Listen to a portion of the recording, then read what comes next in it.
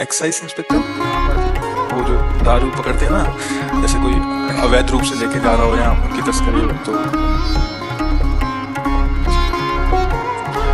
जितना आज हमारा समाज व्यभिचार और व्यसन में पतित हो रहा है, उतने और कोई दोष नहीं। अगर इन दोषों से बचा लिया जाए अपने समाज को, जो नई पीढ़ी है वो व्यसन, दुर्व्यसन, नशा और व्यभिचार, इसी से बुद्धि भ्रष्ट हो जाती है। व्यसन और व्यभिचार ये पूर्ण पाप कृत्य, अधार्मिक कृत्य हमारी बुद्धि को भ्रष्ट कर रहा है, आज हमारे समाज को भ्रष्ट कर रहा है। यदि जो काम है उसे धर्म पूर्वक सेवन किया जाए, शास्त्र मर्यादा से, कानून मर्यादा से, वो धर्म हो जाता है। और जब उसे शास्त्र विरुद्ध, कानून मर्यादा से विरुद्ध किया जाए तो वही अधर्म हो जाता है। जब आप लोगों को भगवान ने हमारे राष्ट्र की सेवा दी, समाज की सेवा दी, हमारी नई पीढ़ी को बचा लीजिए। ये जो गर्लफ्रेंड बॉयफ्रेंड ये जो चला है, ये हमारी समझ में तो बहुत बड़ा घातक चला है। जैसे आज ये बॉयफ्रेंड और फिर ब्रेकअप, फिर नया बॉयफ्रेंड, फिर ब्रेकअप, तो ये क्या है? ये है क्या? ये व्यभिचार बन रहा है ना। अब व्यभिचार से बुद्धि दूषित होती है।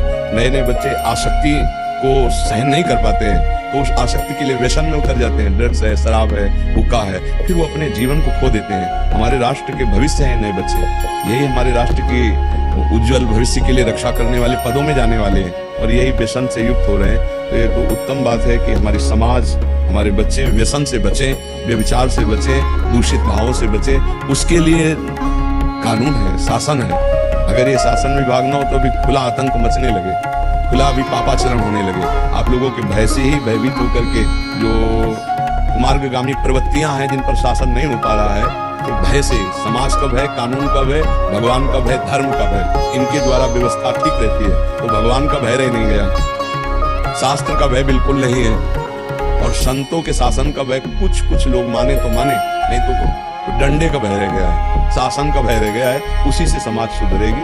अगर ये जो उत्पथगामी है, मनोनुकूल चलने वाले, मनमानी आचरण करने वाले, इनको कानून के भय के द्वारा ही सुधारा जा सकता है। नए नए बच्चों की बहुत हालत खराब हो रही है, शायद आप लोग ना जानते हैं।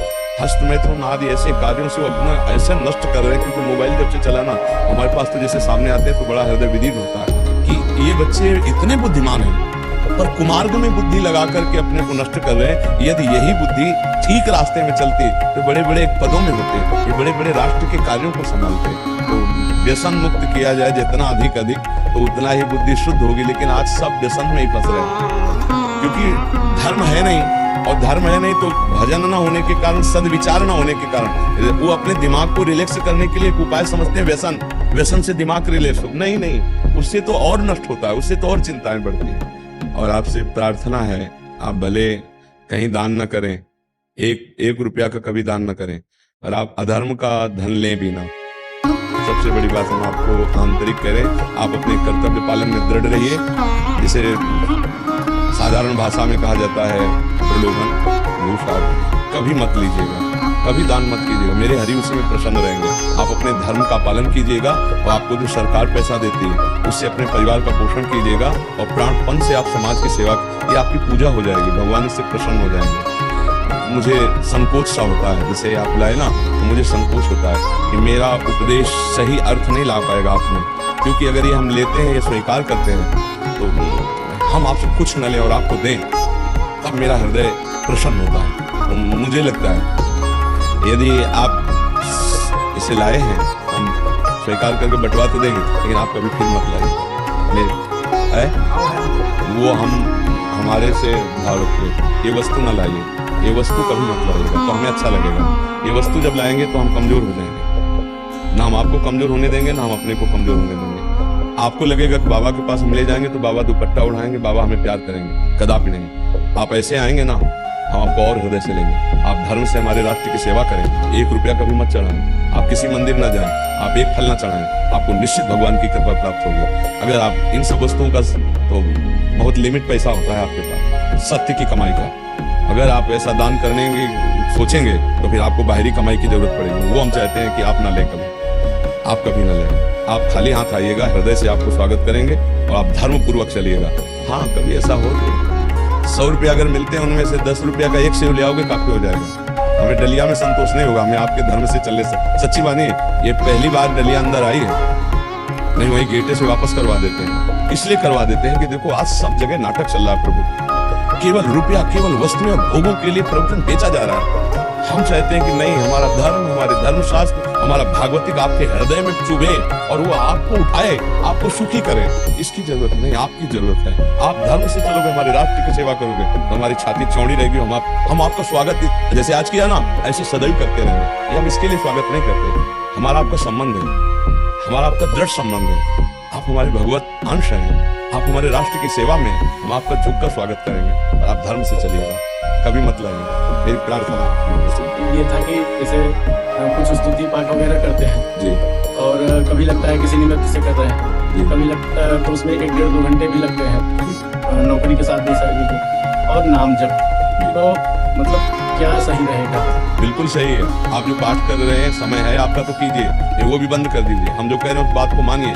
भगवान के हम वचन कह रहे हैं, माम निष्मल युद्ध च, अपने राष्ट्र सेवा को, जो आपको पद मिला, जो आपको कर्तव्य मिला, ईमानदारी से कीजिए और नाम जप करते रहिए। इसी से आपको भगवत प्राप्ति हो जाएगी। अगर हमें माला चलाने से भगवत प्राप्ति होगी तो आपको गोली चलाने से, डंडा चलाने से हो जाएगी। यदि अधर्म को आप रोकने के लिए बल का प्रयोग करते हैं कानून के अंतर्गत रहकर, तो आपको वही पूजा मानी जाएगी। अर्जुन जी कह रहे हैं मैं संन्यास लेकर भजन करूंगा, भगवान जी कह रहे हैं प्रत्यंचा चढ़ाओ, इनके गला काट।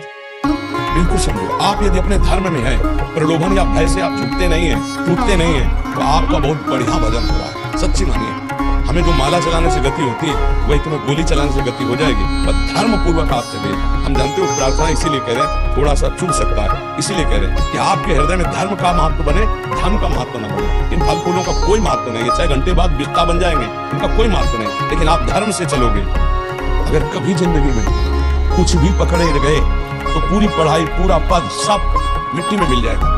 आप धर्म से चलिए, कभी 1 रुपया दान मत कीजिए, जो आपको मिले अपने परिवार के पोषण में लगाइए। धर्म पूर्वक राष्ट्र से, इसी से आपका सम्मान होगा, यहाँ भी और भागवतिक भी सम्मान होगा। आज हम यहाँ कहीं चूक न कर बैठे। बस कई बार हम समझाने की चेष्टा करते हैं कि आप लोग पढ़े लिखे हैं, आप लोग ग्रेजुएट हैं। कभी ऐसी परिस्थिति में हम प्रलोभन में फंस गए कि बहुत आवश्यकताएं बढ़ा ली है और उसके लिए इतना सीमित धन नहीं है जो हमारी सरकार देती, बहुत सीमित धन देती है आपको। अगर कहीं उसमें हम ज्यादा में फंस गए और एक बार भी खुल गया तो पूरी जिंदगी की पढ़ाई लिखाई, पद प्रतिष्ठा सब मिट्टी में मिल जाएगी। बिल्कुल मत करो दान, बिल्कुल मत करो उतने खर्चे जिससे आपको अधिक धन की आवश्यकता हो। आप सरकार द्वारा दिए हुए धन से उचित व्यवहार अपना करें और धर्म पूर्वक चले, इससे यहाँ भी सम्मान होगा, आज नहीं तो कल, और भगवान भी आपको सम्मानित करेंगे, भगवान भी आपको प्यार करेंगे। ये अंदर से कहीं ना कहीं आप आए हो तो यही समझने के लिए तो आए हो, यही समझना, हम यही समझाना चाहते हैं। अर्थ प्रधान जीवन न हो, भोग विलासता प्रधान जीवन न हो, तो आप राष्ट्र सेवा में, भगवत सेवा में, दोनों में प्रवीण हो जाएंगे। यही प्रार्थना है आपसे हमारी। Thank you for watching.